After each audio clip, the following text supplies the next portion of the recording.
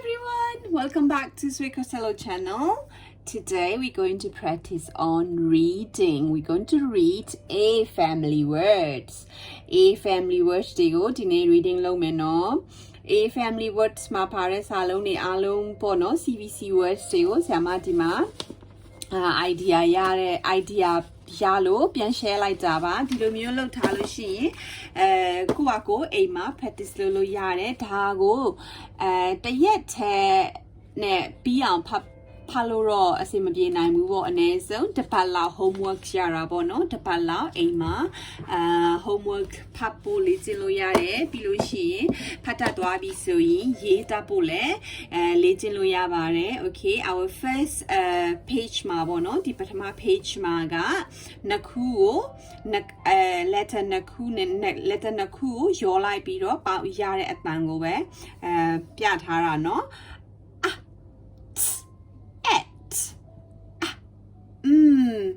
M N N G egg D ed okay ပြန်ဖတ်ကြည့်မယ်နော် at M N app egg ed now ဆိုရင်ဒီလိုဒီအတန်နှစ်ခုကိုရှေ့စနောက်စမြင်လို့ရှိရင်နှစ်ခုရဲ့အတန်ကိုချက်ချင်းမမြင်အောင်လို့ချက်ချင်း recognize ဖြစ်အောင်လို့လေ့လာထားရမယ်နော်မှတ်သားထားရမယ်နော်အဲ့ဒါဆိုတော့စာဖတ်တဲ့အခါကျရင်စာလုံးကြီးတွေဆိုရင်တစ်လုံးချင်းစီ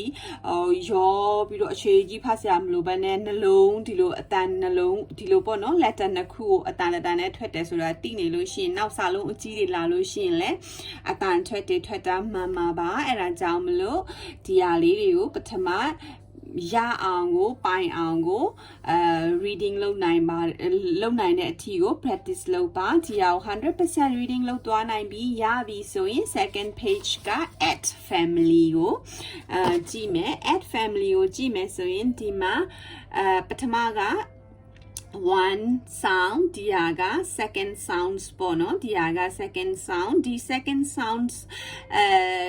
got two letter one sound b at bet k at cat f at fat h at hat at met p at pet r at rat s at set ဒီမှာကျတော့ M family words B M bam D M dam H M ham J M jam P M pam R M ram Y M yam S M sam ဒီနဲ့ဒီ ska capital letter နဲ့ရေးထားတာက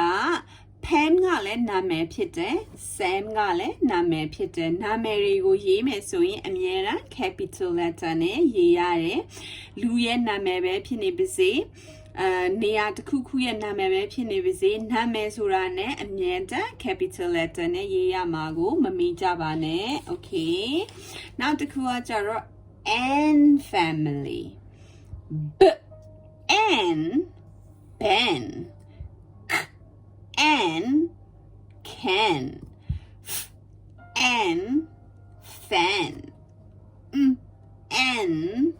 men P N pen R N ran T N ten ဒီ 10 က number 10 မဟုတ်ဘူးเนาะဒီ 10 ကSun 10အတန်တူတယ်လို့ပဲစာလုံးပေါင်းလည်းမတူဘူးစာလုံးပေါင်းကတော့မတူဘူးအဓိပ္ပာယ်လည်းမတူဘူးเนาะဒီဟာက10ဆိုတာအယောင်ကိုပြောတာအဓိကနေအောင်နဲ့ပတ်သက်တဲ့ဟာကို10လို့ပြောတယ်เนาะအသားဆိုလည်းနေအောင်လာသွားတဲ့အသားကို black skin dark skin ဆိုပြီးတော့မသုံးရဘူး tan skin ဆိုပြီးတော့သုံးရတယ်နေလောင်သွားလို့အသားညိုသွားတဲ့လူတွေကိုblack skin နဲ့ dark skin နဲ့ မပြောဘဲနဲ့ယဉ်ကျေးအောင် 10 skin tone ပေါ့နော် you have 10 skin color or you have 10 skin အဲ့လိုမျိုးသုံးလို့ရတယ်နော်ဒီဟာက10ဒီမှာကျတော့ app family words တွေပါ app cap g app cap u app lap app map app nap s app sap t app tap y app yap tap ဆိုတာဒီလိုလောက်တာကို tap လုပ်တယ်ပေါ့နော်ပုတ်တာကို tap လို့ခေါ်တယ် app zap egg family words b egg back g egg gag egg heck o egg leg egg neck neck ဆိုတာကစကားအရန်များတာပေါ့နော်စကား possible လုပ်တယ်ဆိုရင်nagging လုပ်နေတယ်ပေါ့နော်mommy is nagging ပေါ့မမေကဆူနေပြီဆိုလဲ neck လို့ခေါ်တယ်အတူကောက်က neck ပေါ့နော်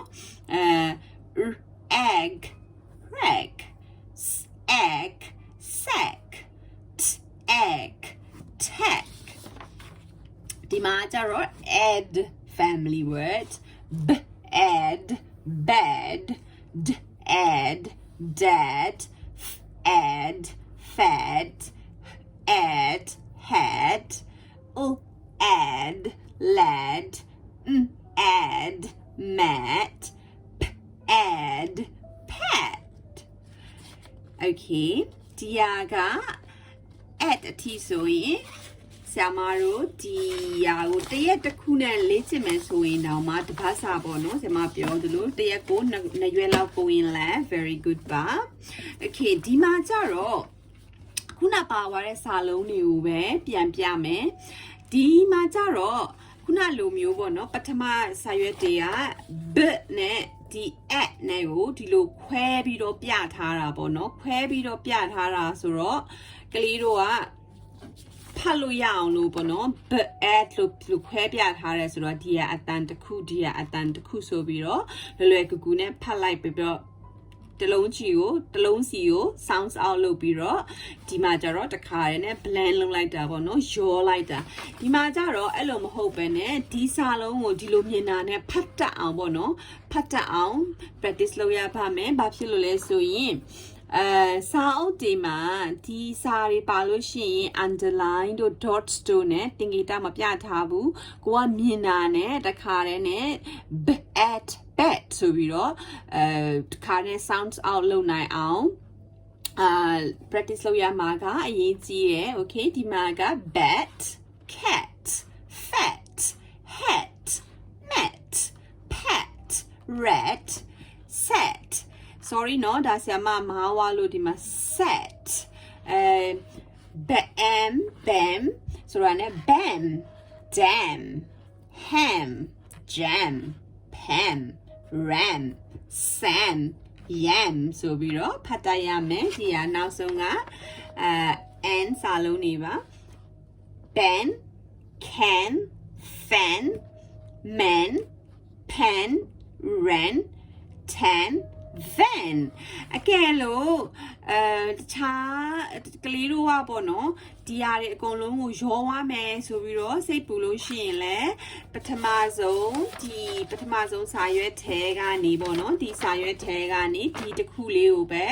အရင်ယူပြီးတော့ဒီ at family words တွေကိုလေ့ကျင့်ပြီးလို့ရှိရင်ဆရာမကတော့ဒီမှာအကုန်လုံး3ခုလုံးကိုထည့်ထားတယ်အကယ်လို့ဒီ at နဲ့ပတ်သက်တဲ့စာလုံးတွေကိုပဲလေ့လာမယ်ဆိုရင်ဒီလိုမျိုး3ခုမထည့်ဘဲနဲ့တစ်ခုစီပဲပေါ့နော်ဒီ at family ကိုဒီလိုရေးပြီးတော့ဒီမှာနောက်တစ်ရွက်ဖြစ်ဒီလို ဒီလိုထည့်လို့ရတာပေါ့နော်ဒီလိုမျိုးဆိုတော့တရွက်ထဲမှာပဲဒီလိုထည့်လို့ရတယ်ဒါပေမဲ့ depending on your size of paper ပေါ့နော်စာရွက်အကြီးဆိုရင်နေရာလောက်တဲ့စာရွက်အသေးဆိုရင်လည်းနောက်ထပ်တရွက်မှာတစ်ခုချင်းစီရေးလို့ရပါတယ်ဆရာမစီမှာဟိုစာရေးစာအုပ်တွေမရှိဘူးဒီ A4 paper ပဲရှိလို့ A4 paper လေးနဲ့လုပ်ထားပေးတာပါဒီမှာဒီအတန်ကိုဖတ်ကြည့်မယ် app အတန်ကိုဖတ်ကြည့်မယ်နော် cap gap lap map nap sap tap yap zap back gack hack lack neck rack sack tack bad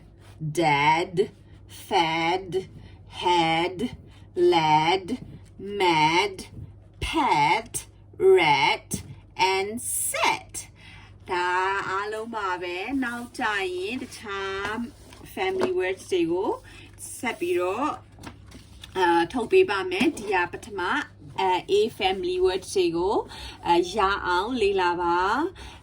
တပတ်လောက်အတွင်းမှာဒီစာလုံးတွေအကုန်လုံးရအောင်လေ့လာရင်ဆရာမကကျေနပ်ပါပြီဆရာမအဲ့လိုလေ့လာတဲ့ကလေးတွေကိုလည်းအရန်ချီးကျူးပါတယ်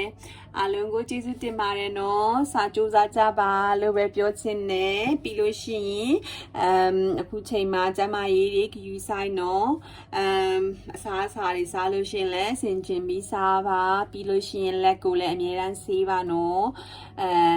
အားလုံးကိုကျေးဇူးတင်ပါတယ်ဘိုင်ဘိုင်